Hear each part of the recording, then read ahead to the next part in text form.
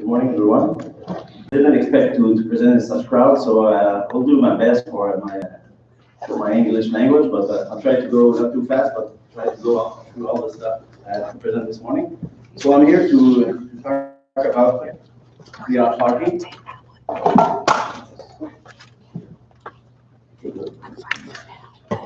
So I'm here to talk about playoff hockey. The playoffs are coming, and we mostly agree. Everybody around has agreed to say that playoffs is quite different. There's less time, less space, a lot of opinion about that. That is, playoff hockey is quite different. Recently in Hockey Graph, there was an interesting text about trying to quantify hockey playoffs.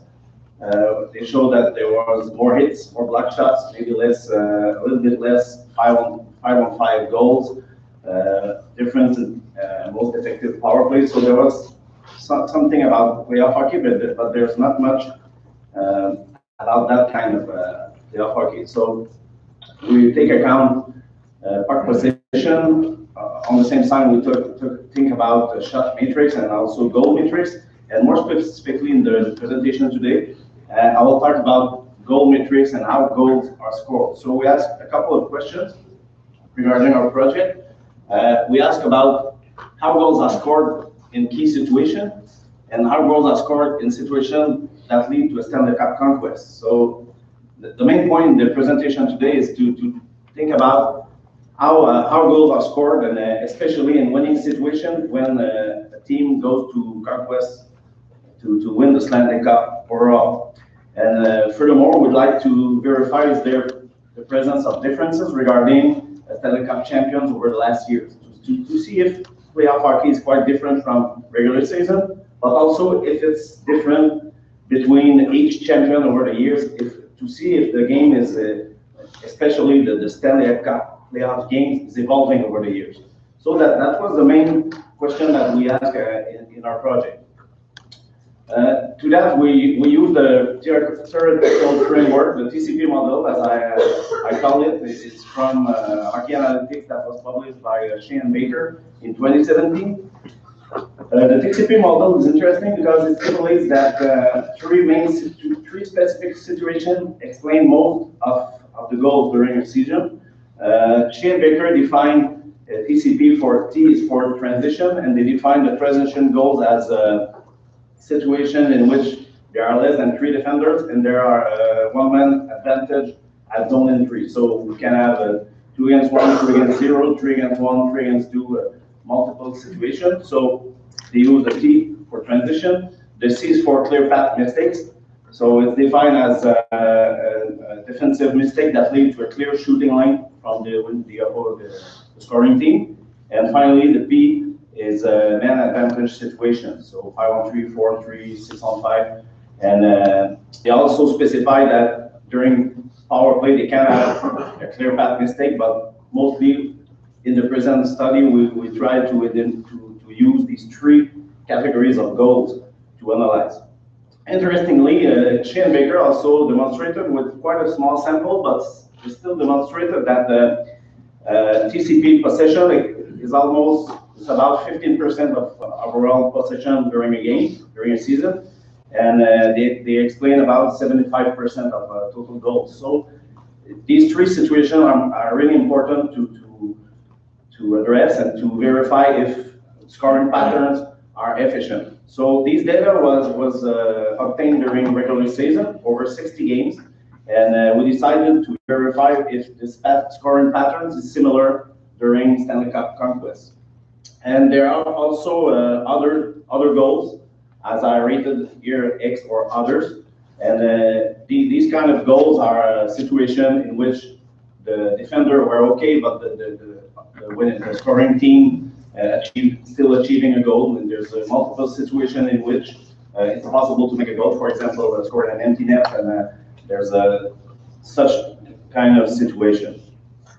I have a couple of videos here, but I'm not sure if it will work, and you are all lucky people. So the first video was to show what is a clear path mistake, but it's a guy who is open in the slot or in an area that is a dangerous shooting lanes, and transition is really a part that can be cleared or can be passed to create a zone entry in which there are one-man event, as I said earlier. So the objective of my presentation this morning is to compare Stanley Cup TCP goals versus regular season data that is shown by Shane Baker.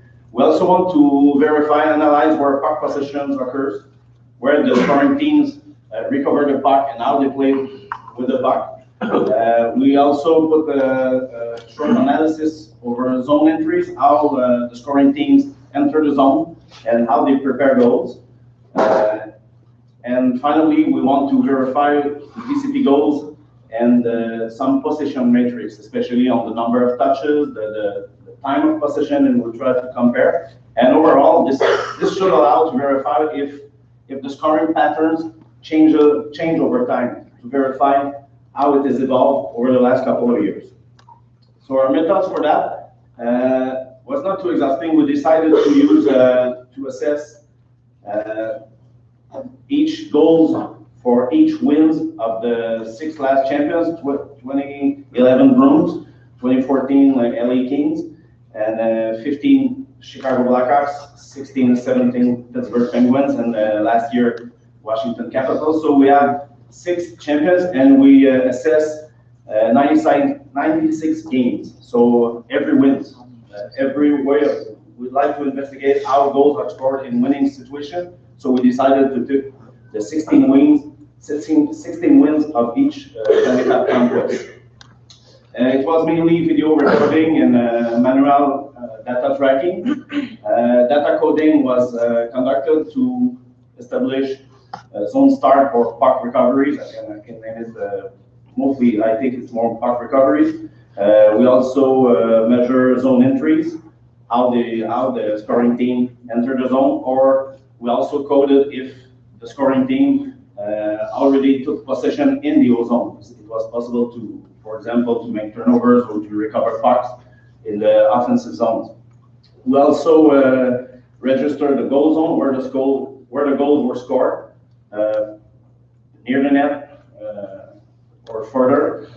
We also measure possession time and the number of touches. For these variables, the method was pretty simple. We took the moment of the goal and we rewind it just to record where the possession that lead to goal was established, and we take all of these data from that moment. So sometimes it was as long as 50 seconds, and some other times it was as long as 1 or 2 seconds, depending on the type of goal.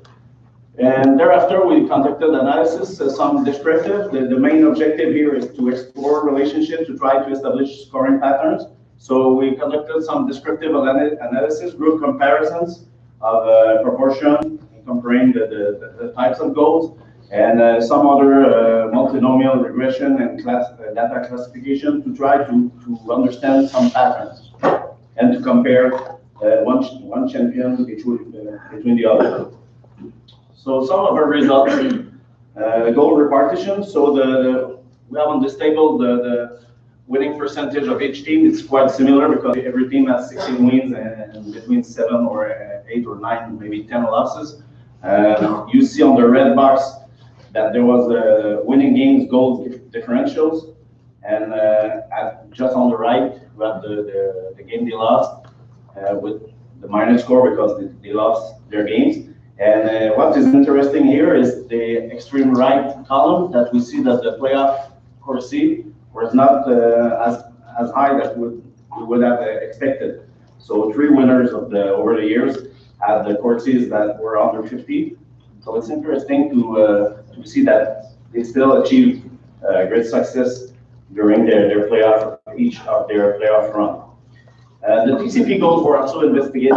So as we see on the histogram, the green boxes represent the Stanley Cup conquest data, and the blue represent the data that are shared by Shane Baker in that Hockey Analytics book. And we see that the percentages, the proportions are pretty the same. So it's interesting to see that even in the Stanley Cup conquest or in the season, these proportions seem to be quite similar, and that would make it makes sense, and it's said in a more general way that goals seem to be scored the same way, even in a playoff situation than in a regular season situation. Over the time, however, we see that mostly clear paths tend to diminish over the years. Our proportion analysis was not significant, but it's still to see a small decline in clear path and a slight increase in transition and power play goals. So we'll have further details on these points a little bit later, but it's interesting to see that transition plays seem to have increased over the years. So maybe it's because of specific teams, and it's what we'll see a little bit later in another part of the analysis. The goals, as you see, the 6 champions are illustrated here, and the darker zones represent higher percentages. So it's not surprising to see that most goals were scored in the high danger zone near the net in the slot. So most were shots or rebounds or deflection. And as you see, the 2014, 2016, and 2018 has quite similar patterns, but it's not so easy to see. As I see on the screen, it's not the color has not are not as beautiful on my screen, but we can see that pattern were really similar. And there was maybe one team that was quite different from the others. It was the 2011 Bruins at the extreme upper left that scored about 65% of their goals in the red zone, right in front of the net. So it's quite different, but we have similar patterns. The puck recoveries occurs mostly from the defensive zone. 50% of Stanley Cup goals were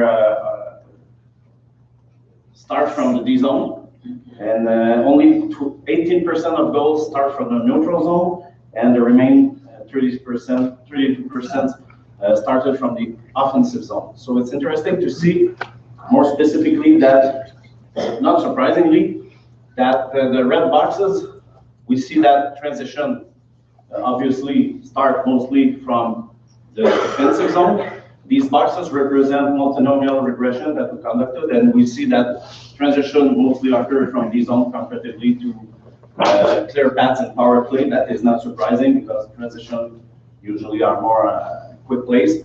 And at the extreme left, the other red box show that transition occur less from the O zone. That is also obvious because all transition must start, most of plays start outside of the offensive zone.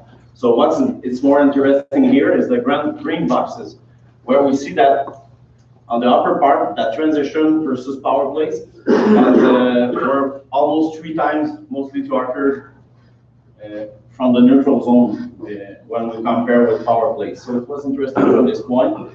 And we also see on the lower part that what we call other goals tend to start more frequently from the neutral zone, comparatively to clear paths and power plays. So others goals were not investigated specifically in our project, but it certainly could be an interesting avenue.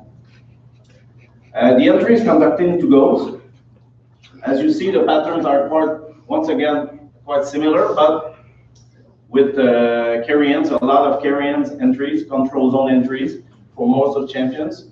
The blue column represents the dump-ins. There are very few of them, by the exception of the Washington Capitals, who tend to use a little bit more of this option. Maybe it was a consequence, maybe it was a tactical choice, but it's still interesting to see that there was a more balanced way of entering the zone with the 2018 champions comparatively to the other ones.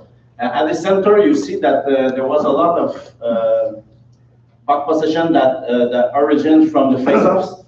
So it's not surprising to 2016, 2017 to number 87, who contributed a lot on these winning goals, on these 16 wins. That there was a lot of goals that started from a face-off circle in this situation. So it's not surprising to see this tendency that they seem a little bit different from the other ones.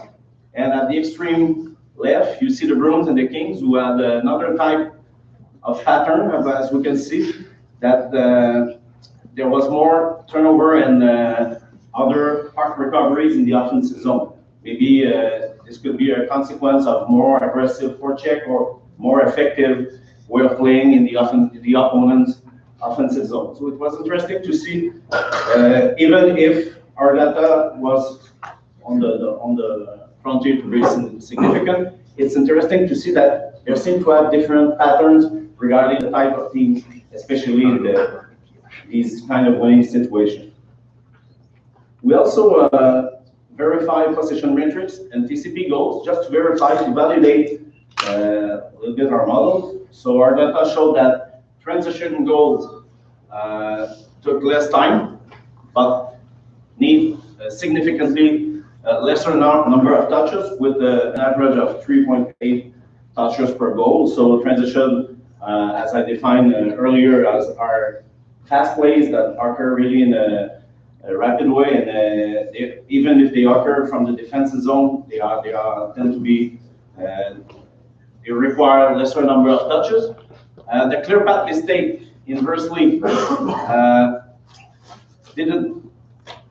not affected by number of touches, but took more time, more organized play in the offensive zone. The power plays need both. They were a consequence of long possessions and higher number of touches, and the other plays were in the middle class. So, and power plays have different patterns in terms of possession metrics and the time of possession.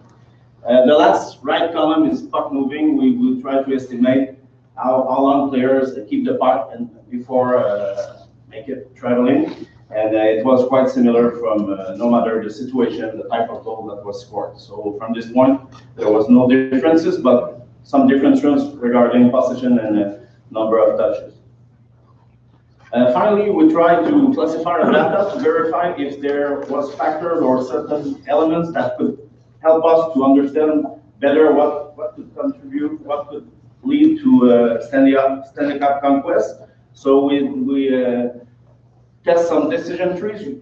You don't see well all of the diagram, but what is important here is that the first division of our data was regarding puck recovery zone. So at the extreme right, you have offensive zone recoveries that did not change across all teams across our data, but puck recoveries in the defensive and neutral zone has important differences regarding the PCP goals. For example, the transition goals, for example, there was only 2% of the transition goal that occurs from the offensive zone, and it was the main difference between these two situations. Finally, the season factor seemed to be also a predictor, and what we observed was the 2015 and before tend to have a scoring pattern from a TCP perspective that was quite different, that was significantly different from the 2016 and over situation. For example, there was a lot more, 56% of transition goals versus 40% before 2015. So there seemed to be an evolution or a change in the game in the way of the goals are scored, with more power plays, more transition since 2016, comparatively to 15, 14, and 11 for now. In conclusion, what we can conclude from this data is Stanley Cup scoring data seems to be similar with what was presented by Shane Baker. So it's interesting to see that even if it's in the playoff, the scoring pattern still partly similar. The tendencies, we tend to think that there are more transition and probably a more effective power play that lead to Stanley Cup conquest and playoff success with this team. These zone possessions seem to be crucial. There are more transition and clear path goals that occur from the defensive zone. So maybe a more well-organized play that could start from the D zone and maybe more space and more time to organize well the offense from this point. The neutral zone was less frequent. We see a lot lesser scoring that originates from neutral zone, less time, less space, and maybe other types of goals that origin from the neutral zone. So it's interesting to investigate maybe a little bit further how neutral zone possession result in scoring, and this could be an interesting aspect to develop in the future. We try to, as I mentioned, we try to categorize the champion regarding zone entries, but the large amount of data we have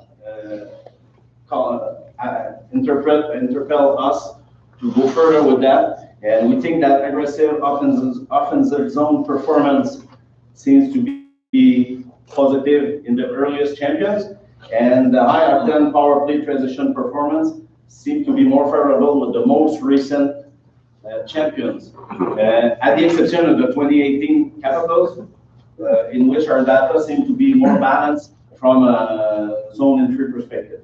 That maybe some differences from this point.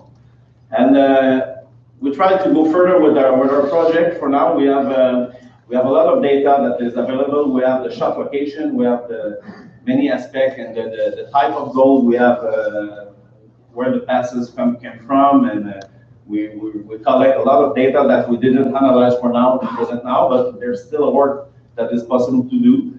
And what we try to focus on is what about other goals, how they are scored, how they are occurred, and what are the specific situations. So maybe we will need to put a little bit more attention of that other goals who count for 30% of the total goals. So it's still interesting to focus on that point.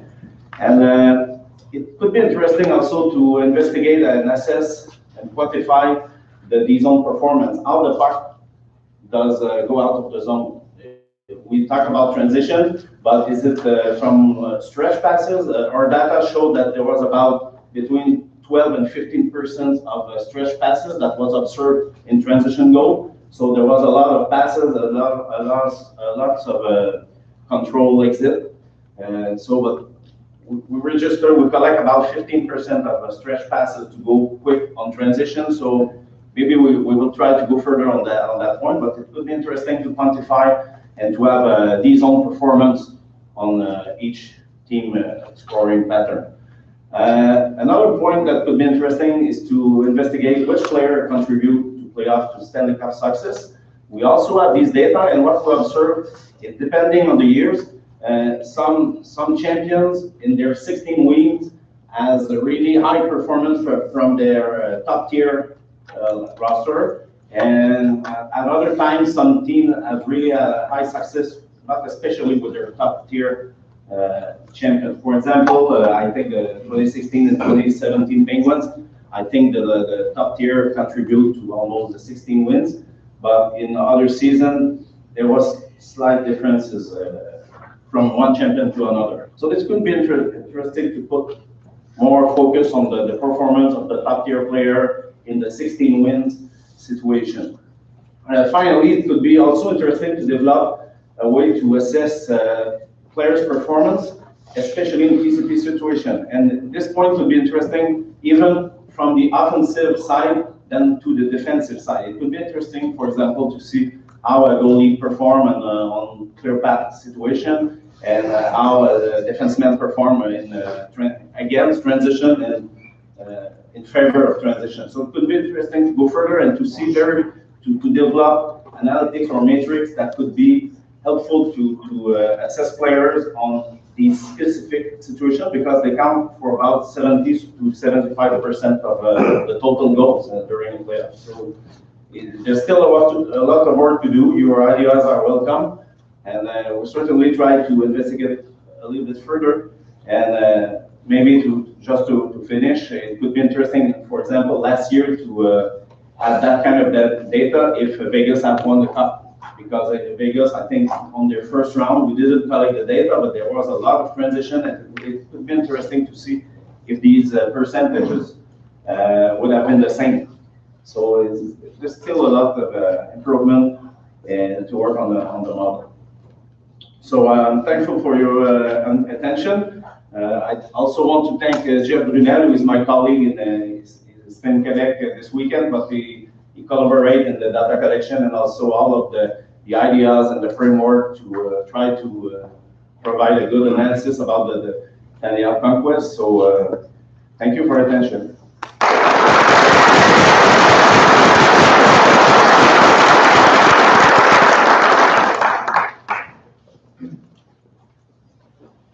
All right, thank you, Jean. Our next presenter comes to us from the Bay Area. Yeah, by the way, we have 2 more presenters before our first official break, so if you need to get up and use the bathroom, don't feel like you can't do that. Our next presenter comes from the Bay Area by way of Leningrad and Tel Aviv. He considers himself a stats hobbyist and a chess master. He's here to teach us about ELO ratings in the NHL. Please welcome Roman Parov.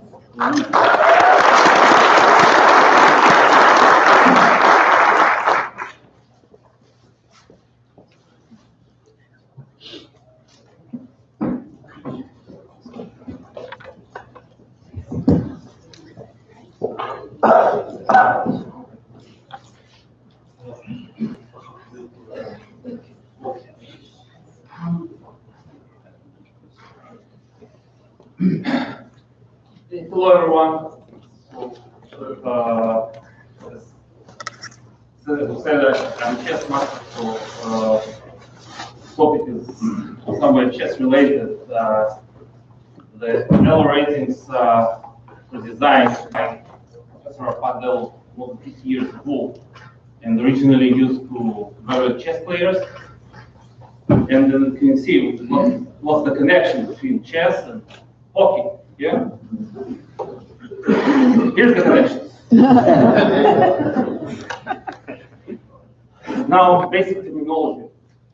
We've seen the name ELO in all 3 ways. This is wrong. This is electric light orchestra. This is wrong. This is a Portuguese word for a leader. I don't speak Portuguese. The last one is the correct way. It's the last name of the person. So the purpose of the ELO rating is a means to compare competitor peers and to generate the competitor's expected result based on the difference between ratings. There is one single number that measures it, and it only predicts what it measures. So if we measure some stat of player like shots, the rating will predict the shots, it will not predict goals, whatever. So I'll give a little bit of math.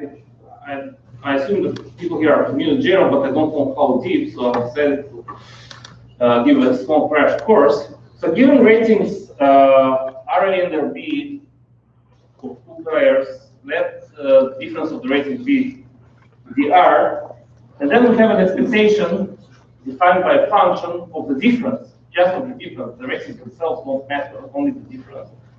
And once we have the expected score for one competitor, we get the score for the other one, which are related as we see. And then when we have the actual score, when the event occurs, when the competition occurs, then we can calculate the change in the rating as some kind of coefficient, which is called the volatility coefficient, times the difference between the expected score and the actual score. And ideally, we would want that the change in one competitor's rating will be the same as the other one to assign. And it doesn't always happen in chess because the volatility coefficient for the younger players sometimes is assumed larger, leads to a bit of inflation in ratings. But in general, it stays the same. So just to go into the math more, so the function of the difference of the rating is odd to a constant, it's bound, it's monotonous, but it's a sigmoid. Looks like that.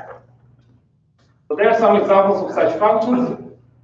There are tangent function, the root sigmoid function, and the logistic curve. And currently, depending on the institution, so the International Chess Federation actually uses just a table function. But United States Chess Federation uses a variation of the logistic curve, which looks like that. 1 over 1 plus 10 to the degree of minus dr over 400, where the 400 is some kind of spread coefficient. It affects what's the how much the result, the expected result, is varied by the difference of the rating, and it's also in general might be adjusted. So the qualities, first of all, it's almost commutative. So if we play one opponent and then another one, it's almost the same as if we play them in different order. We can average over, that means we can average over a span. So if the change of the rating after playing 5 opponents from B to F will be defined by the function of the difference between our rating and their average rating. It slightly favors the current trend. So the change of the rating after 2 wins and 2 losses will be slightly lower than a sequence of win, loss, loss, win. And this one in turn will be slightly less than change of loss, loss, win, win.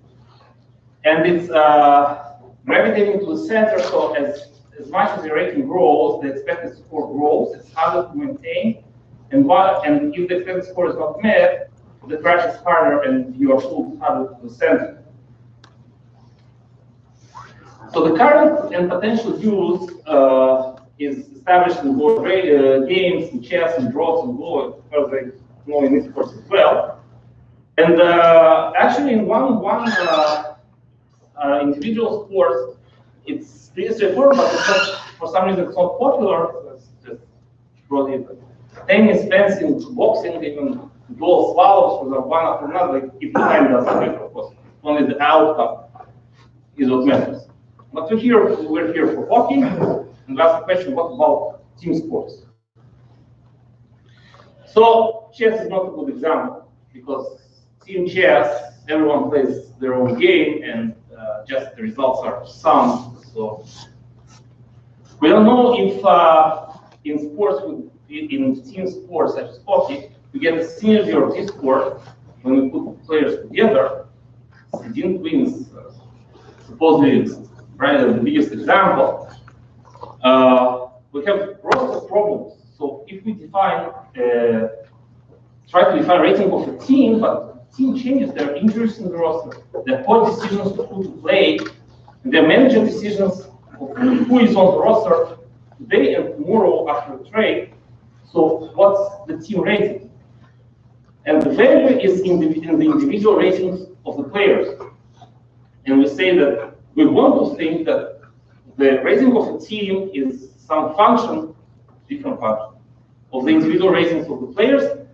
And we hope that we might be able to present it as some kind of linear combination of the ratings of these players. So back to hockey. We'll take a look at various applications such as face-offs, penalty shots and shootouts, at coaches, and then the juicy stuff the individual players do. First of all, face-offs is very straightforward. It's a pure one-on-one battle, equal conditions for it. So in general, it's a close-up. The puck is close down, not up. It's a very high-frequency event. There might be some sort of face-off for a player in the game. And the L will serve the primary purpose, so it will evaluate how good the player is, and it will predict how it's going to win the face-off, which is what we want. We can give a forecast for a game. For example, if the center is expected to face off with these players from the opposing team, okay, how many face-offs he's going to win. And we can refine it slightly with two types of modifiers. One is first, C last. And the other is whether the right side, the left side, for a player that calls the stick, and where the face actually appears, how it impacts the outcome. So I have a site with various L ratings, and these are the current leaders of the face-offs. And we see the top number one doesn't surprise anyone. The number two, so the data is maybe equal, but so we can see that Philippe Danot has the first column is the face of wins, the next one is the face of losses, then the face of winning overall winning percentage, and then the L. So the most percentage is relatively low, but he's been very good lately, and the trend catches. On the other hand, Claude Giroux has a great percentage overall, but he has been wobbling around 50% for the last maybe a month or so. His rate is going to be moving down. So this is something can be done about Facebook. That's kind of cool. Penalty shots and shootouts. So this is the opposite of Facebook. These are rare, and they're getting rarer and rarer, and possibly be even eliminated, as the rumors from the general managers meetings say. And the default, so face-offs, as I said, it's also 50-50. In the default chance of outcome is not 50-50 in the shootout. It's 68% chance of save and 32 chances of score. So the initial ratings we need to give to scalars and goalies need to reflect that, and that 68-32 relation dictates 130 points of value difference. And well, I think the initial numbers are in this area because the starting point for me is 2500. Why? Because in chess 2500 is the grandmaster rating, and I consider the NHL players the grandmasters of hockey. We have room then to go down in the leagues all the way to 1200 and so on. So, but we can still calculate after every penalty shot or after every shootout session altogether, and we can see that the ratings of the goaltenders.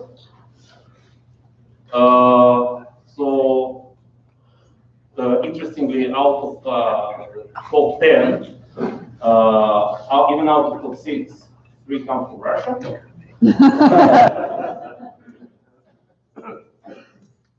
And on the other side, we have the best shooters, and this one looks really, really good to the eye test, because, yeah, if only TGOsh at the top, something is wrong. And the other guys also are well-known penalty shot specialists. So in my Twitter feed, I published the evaluation of possible shootouts before they start, and here's the illustration.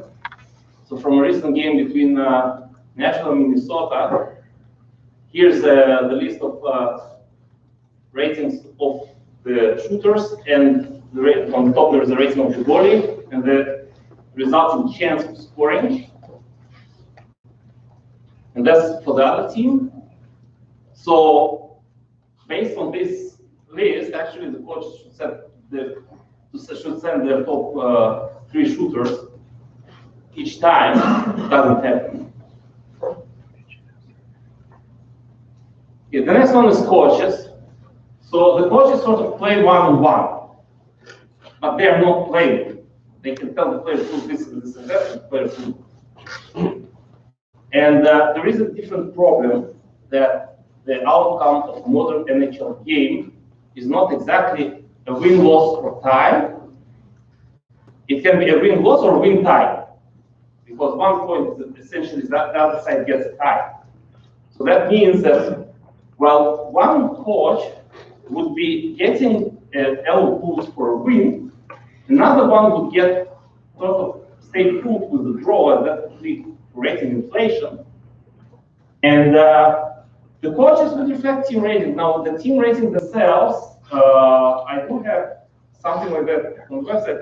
I'm not a big fan of it myself, but just for the fun of things. But I reset the team ratings at the start of each season, because I consider that, okay, each season the team starts from scratch, but the coaches remain the same. So we can see how they are doing with different teams at different times. Here is the graph for changes of L ratings of a coach. That's the starting rating, the peak rating, and the ending rating. And we see that the rating at some stage went high up and then went down, climbing back. Who's the coach?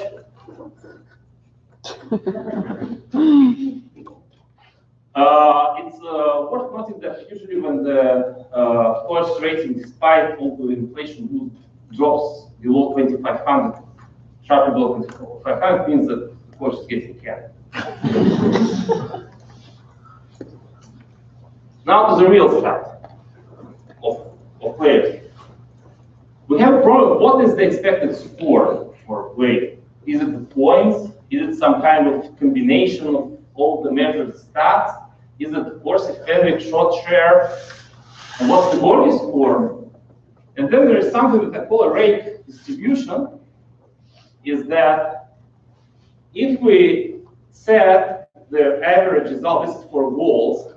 So after each game, we have a lot of players that didn't score goals at all, and we have very few players that overperformed in one or two maybe overperformed hugely. So this distribution looks like a rate.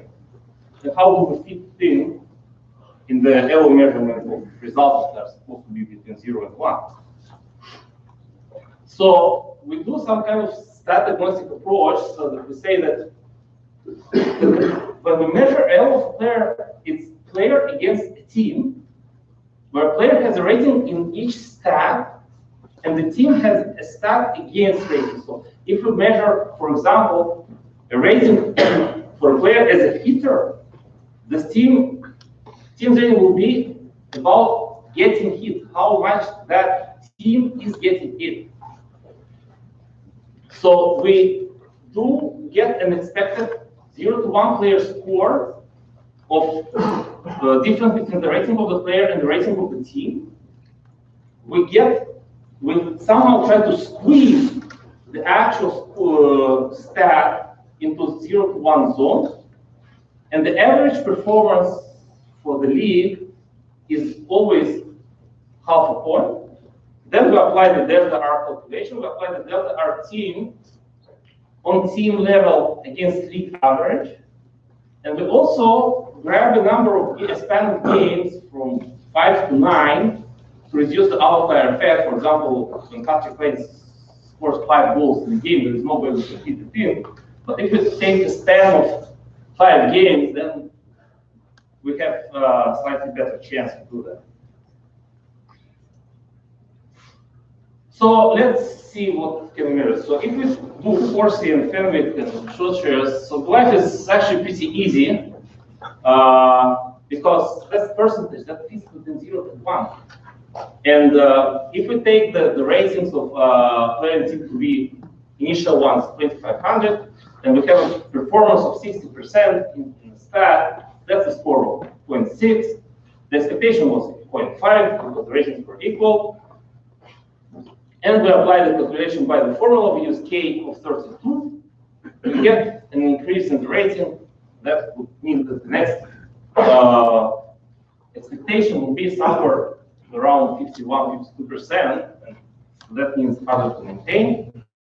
And we'll take a mid-season example where the rating of the player climbed up to 2550 and faces a weak team 2450 and only does performance of 45%. That means score of 4,500, while the expectation of the difference of 100 is 64%. And we see the rating immediately taking a dive by more than 6 points. Now, I don't myself, I don't care the date of Corsi and Fenwick and stuff like that, so I don't have any table to show here as an example, but that's an idea. So then we have the volume do that probably will be solved by me, Micah sometime. But still, we say, okay, so do the expected score of the goal against team squeezed between 0.7 and 1. And rating of the team is based on the shooting percentage without the empty net goals. We have a score that is some function of saving percentage but it probably might meet the saves as well, because I discovered recently this 7% correlates with number of saves made pretty clearly. But when we have the score, the expected score, we once again can recalculate the goalie's performance. Once the goalie overperforms, then the rating goes up, and then it goes back down. Now we can talk about skater stats. So over one game, we'll do this adjustment. The score is half plus the actual stat minus the average on the NHL divided by the average on the NHL times some coefficient A. And from expected score to expected stat, it's just the other way around. And A is some kind of frequency coefficient. It's twice maximal reasonable value that you expect of stat to be, minus 1. I'll give you an example later. Over a span of games, we can use the average score of the player in that stat and the rating, the average rating of the opponents. And the average means per game that if the same opponent was played twice and count that opponent twice, it's twice if necessary. Maybe increase the K modifier, because I want to reflect that it was number of games, so the change might need to be larger. Give an example, blocks. We'll assume that the current NHL average is 1 block per game per skater, and the reasonable maximum of how many skater can block is 10 shots. Maybe Chris Russell does more, but I don't know. So we'll fit almost all the scores within 0 to 1. So we say that 1 block, the average is half the point. 10 blocks is 1, it's the maximum, and then we say that all who did 0 blocking shots are scored 4/9 points. The rating of the team that the player is facing is the LO of the shots blocked, getting shot blocked, versus average in league.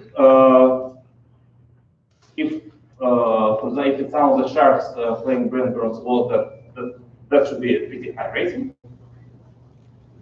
And so the rating after, so we have example calculations. So if the player blocked 1 shot against an average team, the rating remains the same because the league average was followed. If it was 0 shots, then it was as if the 4/9 score was applied and the rating decreases slightly. But if the player blocked 5 shots, which is quite a lot, that's the performance of whatever is the scale, and it's the rating goes quite up. Obviously, when 10 shots are blocked, the rating will go to maximum distance, which will be in this case 16 points.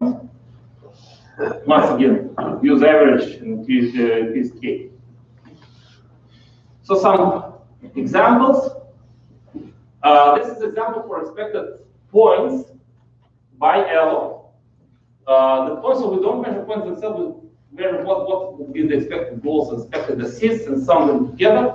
So some for the Sharks for the coming week, even Michael Haley gets share. Not a very significant one. And we have illustration of the rating of all ratings of a player. We see a player that is incredibly good at producing shots, power play goals, then goals, hits, assists, and then goes down until now. You see that while short-handed blocks in face of wins, that player is not very good. This is our installation. So back to teams. So what we can do to predict the outcome of the game. As I said, we want to be some kind of linear combination of players' ratings. How do? But this is the question: what do we do this is still an open question. Do we have a time on ice-based coefficients? Do we have coefficients for forward defenseman and goalie, or do we just average? The RI would be the relevant stat rating for the condition. Okay, so do we do it with goals or assists? Do we do it with some kind of modified plus minus? But then what we'll have as a prediction is the expected plus minus of a game. We need to do a transition to the actual result. Same with shot on goals and Corsi. Okay, so we'll get the expectation of the Corsi, and we'll need to have some kind of transition what the expected Corsi means as to the expected result. And then we also need to guess the roster somehow, or wait 5 minutes before the start of the game when the rosters are actually published, figure it out. So the last mention is all the GAR, WAR. So it's actually pretty easy to produce with ratings. You can plug the initial rating of 2500 and get what happens if we replace this player with the average. And we can put the rating of something like 550th place player, and it will tell us if it's a replacement, if it's borderline NHL, HL player compared. Maybe it will. So that should be on scale forward. 350 forward, 200 defenseman. Future development, so stats for formulas always need to be calibrated. The volatility, the K and the 400 might need to be changed. We might consider some kind of split for defensive and offensive ratings. And maybe add some extra weight to home away factor in games. So for a particular game, maybe for a span, no, like home away is very similar to just white and black colors, and there is no L rating for black, no L rating for white for chess. So that's still a lot of work in progress. Just my hobbies and doing in spare time. So if anyone wants to learn more and contribute, be most welcome. Thank you very much.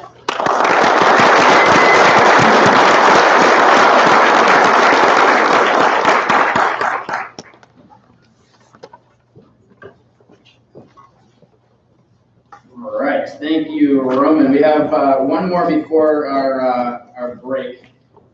This person, as was mentioned earlier, traveled the longest of any of our presenters, so congratulations on your puck. He comes from Orlando, Florida. He's run prospectstats.com for the last 3 years. He's also assisted with junior and professional teams and analytics departments, and he is here to teach us about making the jump, how AHL players can become NHL players. Put your hands together for Hayden Speak.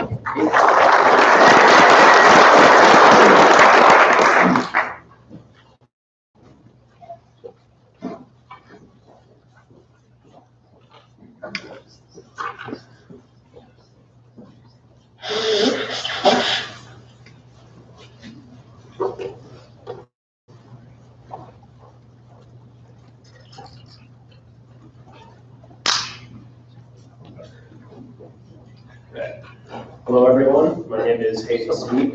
I'm the creator of prospectstats.com, and I've done some work with the Mississauga Steelheads in the OHL and some NHL teams. But today I'd like to talk about the AHL, and specifically what are the differences between an AHL player and an NHL player, and what are the pieces of information that if we see in the AHL will indicate that they're ready to move on to the NHL. So first, why should we care? Since the NHL has a hard salary cap, it makes it very important that clubs are properly managing their salary. And what we see is that the teams who are successful are the ones who are able to properly maintain their core and then work around the perimeter of their roster. And rather than paying a player $2 to $4 million to play on the fourth line, bringing in a rookie who's on an entry-level contract is able to still contribute at the NHL level. So if we're able to properly identify who is in the AHL but could succeed at the NHL, we're going to be able to have some better depth management and allow for sustained success over the long term. So first thing we need to do to answer this question is we need to define who exactly is an NHL player. So here we have a distribution of the number of games played that players have in any given NHL season. And we see two peaks, one with the maximum number of games played available, and the other very low. So these are going to be more players who are just in the NHL for a game or two here and there to fill in while someone's injured. So we're not interested in counting those players since they're likely in the NHL more out of necessity than out of true merit. So first I set a limit. So players who have less than 10 games played are not considered to be NHL players by my definition. And then I also want to make secondary restriction based on their actual play at the NHL. So chances are there are players playing in the NHL who should not be. There may be alternatives. So for this, I'll be using goals above replacement. You can find this information at evolvinghockey.com. What we see here are that 32% of NHL players have overall negative or neutral value to their team. So I, for this purpose, will not be considering them NHL players. So we're just interested in players who make the NHL and are also contributing positively during that time. So the data set we're working with is 2006-7 through 2016-17 for the AHL. And in this data set, 12.6% of those AHL players ended up playing their next season in the NHL. So that's sort of our base rate, and it's what we're going to be looking to improve upon throughout this analysis. So first we can look at some stats about the player. The first thing we do is we look at age. And what we see naturally is that as a player's age increases, the chances of them making the NHL decrease. But what's interesting is how rapidly this decrease comes. What we see is that once a player is over the age of 23 at the start of the season, they actually are in a group of players who now have less than that 13% chance to make the NHL that we saw previously. So ideally, an AHL player should be under 23 if they're going to have a good chance of moving on to the NHL. Next, we can look at some more information about the player. We can look at height and weight. And what we find is that it really is not important. Conventional thought would be, as someone's bigger, they're going to have more success in the NHL. But that just does not hold up in the data. If anything, we see a slight decrease in the probability of making the NHL as player size increases. So next we can look at their player stats. First we'll look at goals. And naturally, we see forwards are expected to produce goals at a higher rate than defensemen. And some cutoffs to find on the improvement of that base rate. For defensemen, we would like to see 0.1 goals per game or more. And for forwards, we want to see about 0.2. Then we can look at assists. Here we have primary and secondary assists. And what we see here is that there's not as much of a difference in terms of the expected production between defensemen and forwards as we saw from goals. So while at the NHL, we expect defensemen to produce points at a lesser rate, that doesn't really hold up at the AHL. In the AHL, we should still be expecting defensemen to produce assists at a similar rate to forwards. And for both of them, we want to be seeing at least a quarter of an assist per game. Next, we can look at shot production. And what we find here is that shot production actually ended up being, for every model that I tested, the most important stat for AHL players in terms of predicting success in the NHL. It outperformed goals, it outperformed assists, all of that. And so at first that may seem a bit counterintuitive. The point of hockey is to score more goals than your opponent. So it may seem strange that including all this information about shots that were not goals would improve improve our predictions. But when you think it through and you consider 90% of shots are saved, only looking at goals, we're going to be ignoring 90% of our data. So when we look at shots, we're able to capture that information. This actually turned out to be one of the most important data points in our final model. Next, we can look at ice time. For the AHL, they don't publicly provide ice time, so we're not able to get true ice time, but we can look at an estimate of time on ice, which I've previously written about on my site, how I go about calculating this value. But naturally, we see as a player's ice time increases, their chances of making the NHL increase because obviously they're winning the coach's trust, they're further up in the lineup, they're going to have more opportunities to present themselves to NHL teams. And we can look at power play production. And what we see here, we have goals, primary assists, secondary assists, and they all have fairly similar trends. So specifically what types of points they're producing on the power play are not incredibly important. The main thing we want to see is just that they are on the power play and they are producing points, whether that be goals, primary, or secondary assists. So you can then take all this information we found throughout and sort of make a mental model, just a quick checklist of things we ideally want to see when we're evaluating AHL prospects. But we can do one better. Since we have a computer, we can actually use a statistical model that will account for all of the differences here. It'll account for the full gradient of values that we see. So I tested a number of models and many more variables than I'm able to cover right here. But the best model I found was actually just a simple logistic regression, which helps us get probability estimates for how likely a player is to move on. It also allows us to easily see how important each metric is in making that prediction.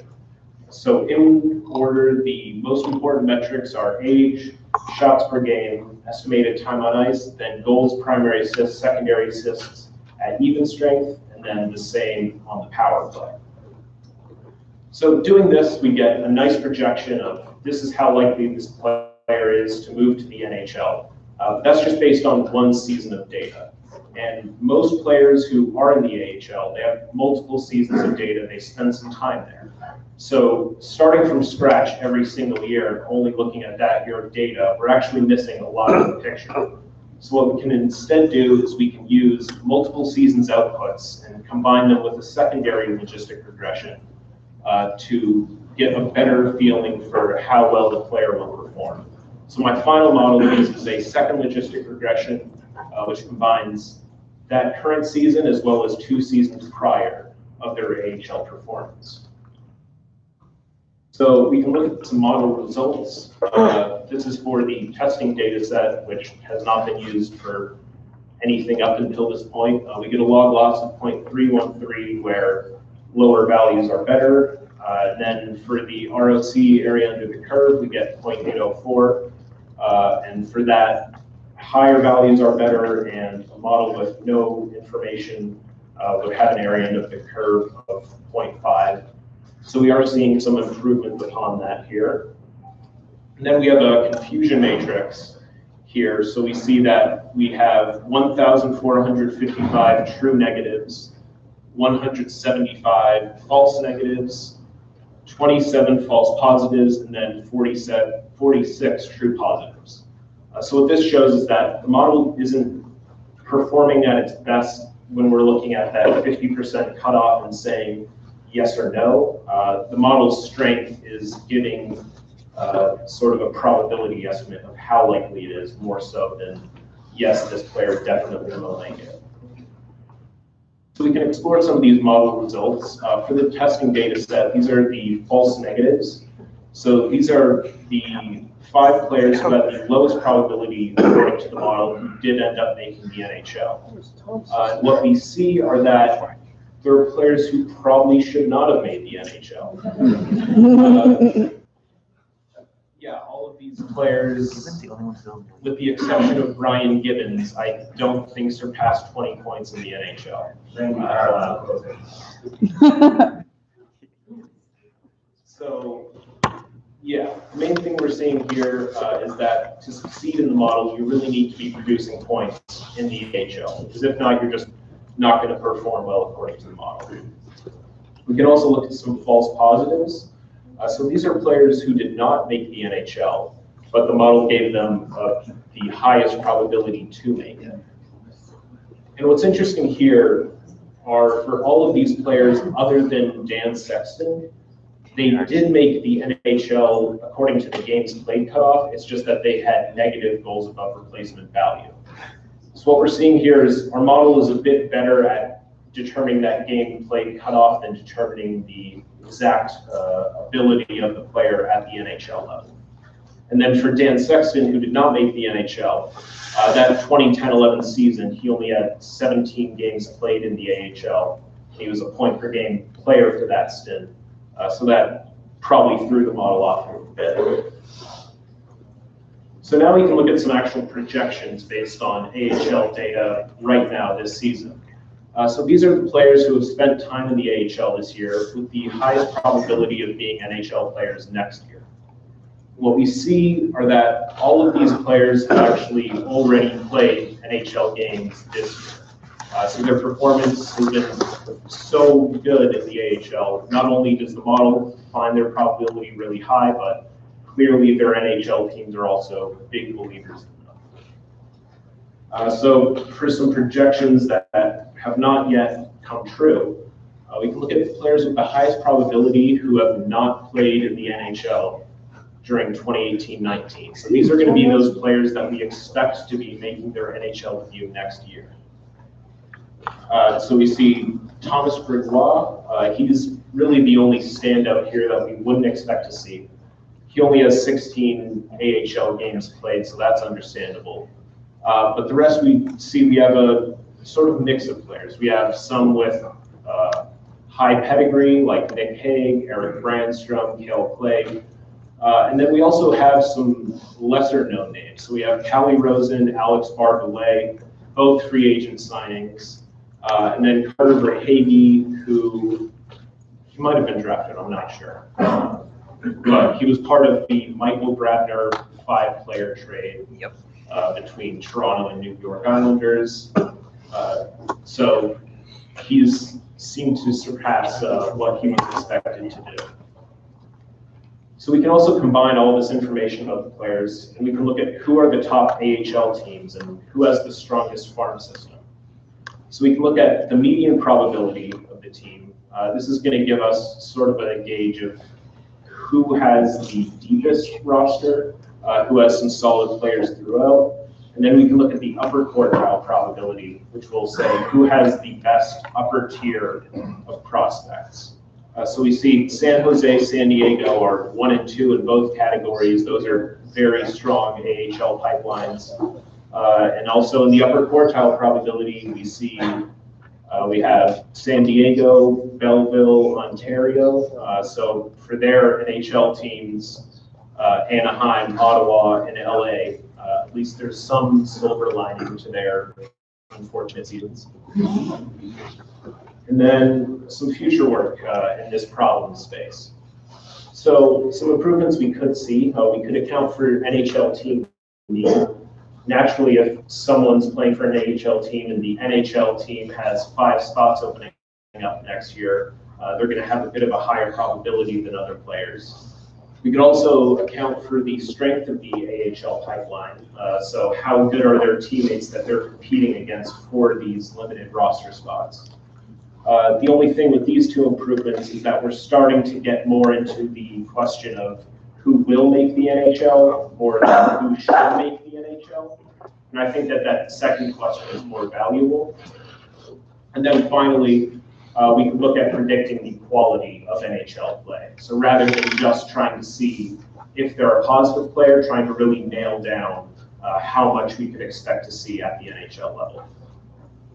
So in conclusion, the currently available stats in the AHL, though they are limited, they do offer some improvements on our ability to project prospects. Specifically, age and shot production turned out to be the most useful predictors. So when you're evaluating AHL prospects, you're really going to want to see that they're young and that they're producing a lot of shots. And then also we saw defensemen are expected to generate offense at a pretty similar rate as forwards in the AHL. So while in the NHL we don't expect defensemen to be big point producers a lot of the time, if we're evaluating their performance in the AHL, they really need to be generating some offense if they're going to have a good chance of moving on. And then finally, all of this data, all the projections from the model, you can find at prospectstats.com/PNHL with a lowercase p. And then, yeah, you can, if you have any questions or you just want to tell me that I'm wrong about your favorite team's prospects, you can find me on Twitter, write me an email, or just come talk to me anytime this weekend at the conference. Thank you.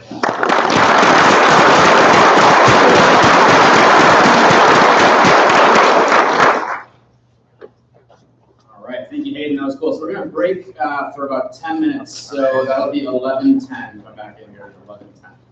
Bathrooms are right. If you go out this door, they're going to be right to the right. Bathrooms right over here. Yeah, that was great. I want to see the stack rank of guys that should not be. Well, they're all like, who's at the top of the list? I was like, I saw the ranking. And I was like, that's weird. Maybe next year I can get a better credit. Yeah. But he's also. What are Canucks? What do Canucks fans think of JJ? What goes into the estimated time on ice? So it's based on only 5-on-5 play. So the AHL tracks who's on the ice when a goal is scored at 5-on-5. Yep. So it's the percentage of the total goals for the team that they're on ice for. And it also accounts for some shot production. I have an article. Yeah, so I'm gonna go check it out. The formula's all there. The code's there. You can go to that. Cool, thanks. Great job. From Canada.